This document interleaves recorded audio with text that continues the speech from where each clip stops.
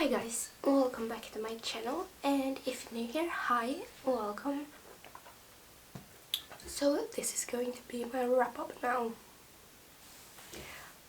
So let's start with this thing that I started doing in my last wrap up. So let's go through the books that I actually put on my TBR and if I read them. The first book I had on my TBR was The Assassin's Blade by Sarah J. Maas, and I did not read that book whatsoever. Then I had Divine Rivals on my TBR, and I actually did read that, but I'll talk about it a bit later. A Curse for True Love by Stephanie Garber. Actually did read that one as well. Then A Good Girl's Guide to Murder. I think you already knew this, but did not read this book whatsoever. Say You Swear by Megan Brandy.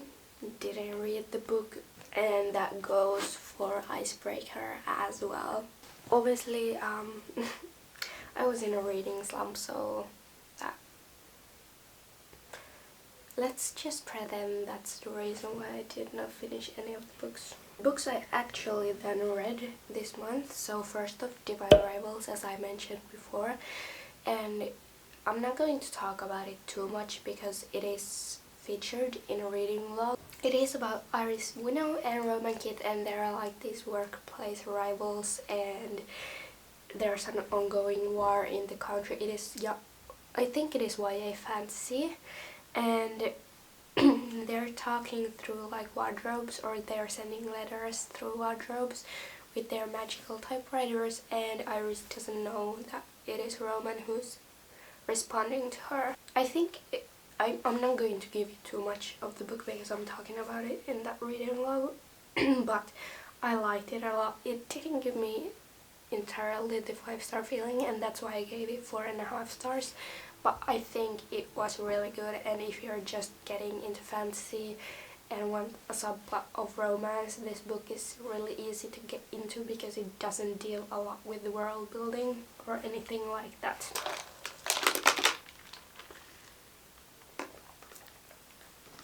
The second book I finished this month was A Curse for True Love by Stephanie Garber, and I've been waiting for this book to come out because I just wanted to know what happens between these two main characters. And it is obviously the last book in a series, so I can't tell you too much about it. So it is in the Once Upon a Broken Heart series, and I think I had a bit too high hopes for the book because the things I wanted to see between these two main characters, it just lasted like a chapter or two, and it wasn't disappointing. It was everything I wanted, but I wanted more of that in the book. And I actually listened to the book, so I don't know if I would have gotten through the book as quickly if I'd read it, because I was honestly waiting to just see what happens between these two main characters. And I think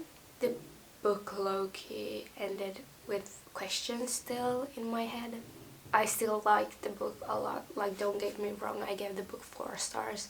I just had too high hopes for the book, and I just wanted more of the romance aspect. But obviously it is a fantasy book and you got like a little bit of it, but I just wanted more of it. 4 stars for the book, and now I think the trilogy is completed.